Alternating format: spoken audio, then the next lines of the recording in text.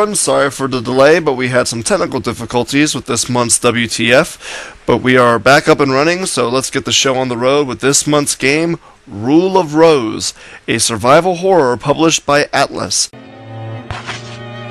Rule of Rose is a rather strange game that is narrated much like a storybook. Once upon a time, there was a precious little girl. Her friend, the Princess of the Red Rose, was always at her side. Then one day, her mummy and daddy died suddenly, and the poor little girl was sent away to a strange house. Now the game starts off with poor little Jennifer riding a bus to an unknown location. She is approached by a little boy who insists that she reads from a homemade book. Read the story. Please read the story. What happens next?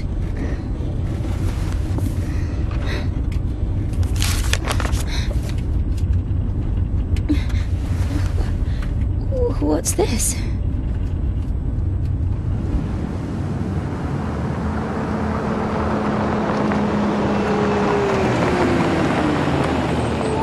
After she is finished, the boy races off the bus and she follows, thus sealing her to a dark and twisted fate. Please. Oh, where are you going?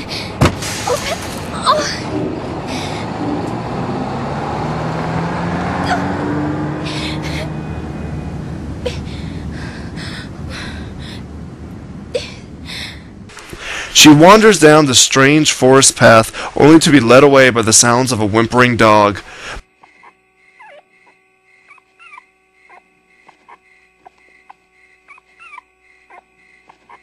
But the only signs of said dog is the collar that has been left behind, with a little ticket attached to it. After getting the ticket, Jennifer continues down her way. She wanders down the dark and scary forest, only to come across a massive orphanage, where a terrible sight awaits her.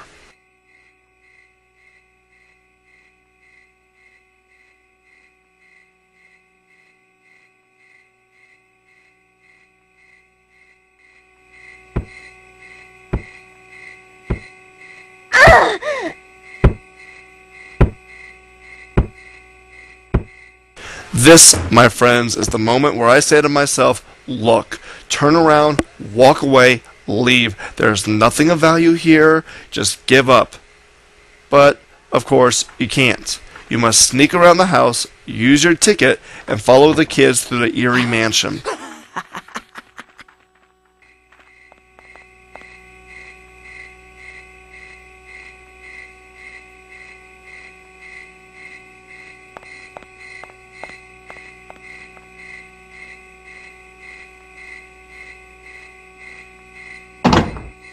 After finding that little brat in the attic, you discover that the book has suddenly drawn itself a new page. But before you can figure out what's going on, an announcement rings over the intercom.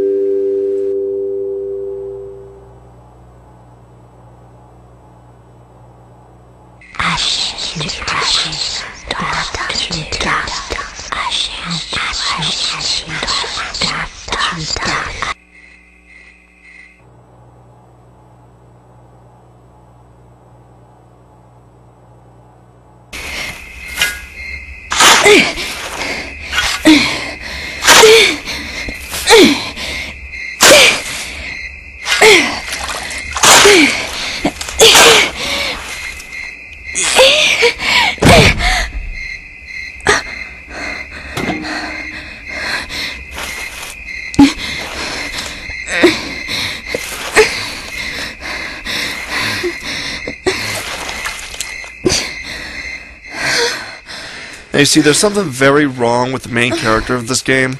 Most people would get the hell out of a situation like this, but Jennifer seems lost in her own mind. Even as the children begin to torture her and lock her up, she seems to accept her own terrible fate. Just look at you. You're filthy.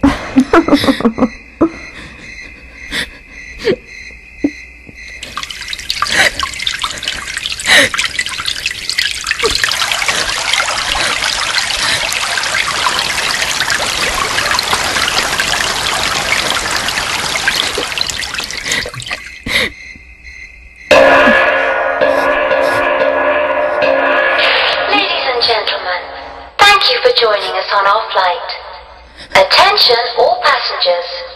We will be taking off in a short while. Please take all large luggage to Section 8 of the freight storage compartment. Thank you.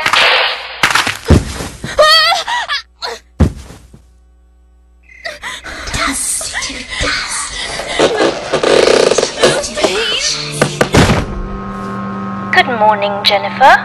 How do you feel? Let's have a Jennifer little chat, soon wakes shall up only to be taunted by a boy calling himself the Prince. She must obey the rules of the game or else he kills her. we? Jennifer, you know you've been a bad, bad girl. And bad girls need to be punished, don't they?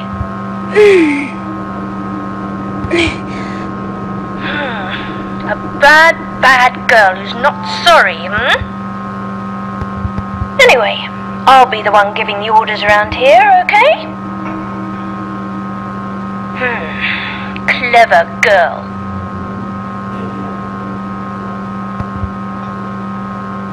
Now, I'm going to give you your first order. Every month you need to find a gift and bring it to the Aristocrat Club. If you don't, I'll kill you. Is there anything about this that you don't understand? No. Oh well, it doesn't really matter what you say. You see, Jennifer, there are really only two kinds of people in the world. Those who take orders and those who give them. And from now on, I'll be giving the orders. Not fair? Well, dear Jennifer, nothing's fair here. You will follow my orders or else. For I am the prince, and the prince rules. This is your life, but you'll play by my rules. Let the games begin, dear. And that, my friends, is the rule of Rose.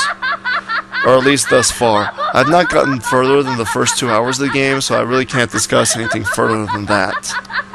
The game is very surreal, and there's nothing like the survival horrors that we know and love. Our hero is no fighter. In fact, when she gets her first weapon, she shows that she's one of the biggest pansies in survival horror history. The entire game just feels weird. It is eerie in the sense you really have no idea what exactly is going on, and you don't know who to trust.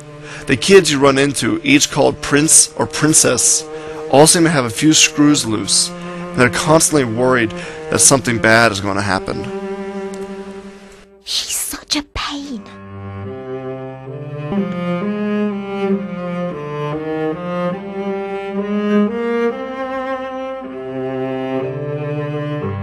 A new girl! A new girl! It doesn't help the fact that you keep finding evidence that these kids have been murdering and torturing animals and people, giving the game an even more disturbing feel. What is also interesting is that how the game tells its story. Everything talks to Jennifer, from scarecrows to chairs to rubbish bins. It is very strange and different, however very refreshing at the same time.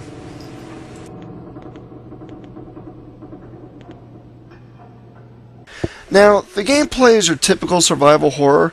It's very fluid in controls like the Silent Hill series, and the environments are very well detailed. You have your typical locked doors, but there are also some doors where the kids suddenly leap out and slam the doors shut while However, there's one thing that irritates the hell out of me, and that's how you cannot do certain things that just makes logical sense in the real world. Like here, I cannot reach the scissors, but she is not smart enough to just grab the chair and drag it over to the pole. I'm guessing there's some puzzle somewhere that lets me get them, but come on, really, how hard is it to drag a chair across the room and stand on it to reach those scissors? The music is composed beautifully. Played mostly by pianos and violins, it creates a haunting tune that helps you get sucked into the game as well as creating a very eerie atmosphere.